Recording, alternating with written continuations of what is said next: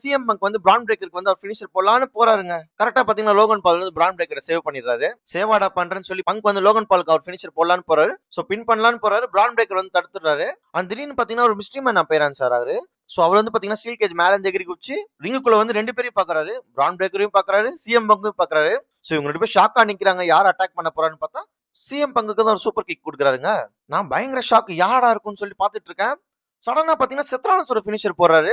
அடப்பாவீங்களா, அப்ப இந்த injury fake ஆடான்னு சொல்லி நினைச்சிட்டே இருக்கும்போது பாத்தீங்கன்னா மறுபடியும் ஸ்டீல் கேஜ்ல இருந்து எகிரி குச்சி வெளியே போயிடுறாரு. நானும் செம்ம ஷாக்குங்க, என்னடா நடக்குதுங்க. அட்லீஸ்ட் இந்த மிஸ்டிமன் யாராவது ரிவீல் பண்ணுவாங்கன்னு பார்த்தா அதையும் ரிவீல் பண்ணல. சோ பிரான் பிரேக்கர் பாத்தீங்கன்னா இதான்டா சான்ஸ்னு சொல்லி கரெக்டா சிஎம் பங்குக்கு வந்து அவர் பினிஷர் போட்டுறாரு. நான் ஆல்ரெடி சொல்லியிருந்தேன்லங்க, 2 வேர்ல்ட் சாம்பியன்ஸ்ல யாராவது ஒருத்தர் தான் பின்னாவாங்கன்னு. அதே மாதிரி பாத்தீங்கன்னா கரெக்டா சிஎம் பங்க் தான் பின்னா இருக்காரு.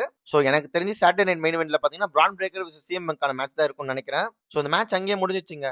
டீம் விஷன் ஜெயிச்சிட்டாங்க.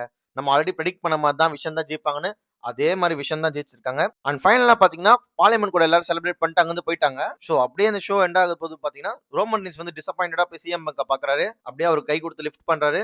சோ பங்கும் ரோமன் ரீன்ஸ் பேசிக்கிறாங்க. நான் நினைச்சிட்டே இருந்தேங்க, யாரோ ஒருத்தர் ஹீல் டர்ன் பண்ண போறாங்களோ, என்னடா ஆக போகுதுன்னு நினைச்சிட்டே இருந்தேன். கரெக்டா பாத்தீங்கன்னா கோடி ரோட்ஸ் பார்த்தாங்க. கோடி ரோட்ஸ் வந்து பாத்தீங்கன்னா நக்கலா அவரே எஞ்சி ரோமன் ரீன்ஸ்க்கு வந்து ஃபேஸ் ஆஃப் பாக்குறாரு. சோ கரெக்டா பாத்தீங்கன்னா சிஎம் பங்கும் நடுவுல வராரு. இவங்க 3 பேருக்கான ஆங்கிள் வைக்கிறாங்க. சோ அப்படியே பாத்தீங்கன்னா இந்த சர்வைவர் சீரிஸ் அங்க எண்ட் ஆகுது. சோ இதோட இந்த சர்வைவர் சீரிஸ் முடிஞ்சிச்சுங்க. இந்த செக்மெண்டோட ஃபுல் வீடியோ பார்க்கணும்னா இந்த ஆரோவை கிளிக் பண்ணி பாருங்க.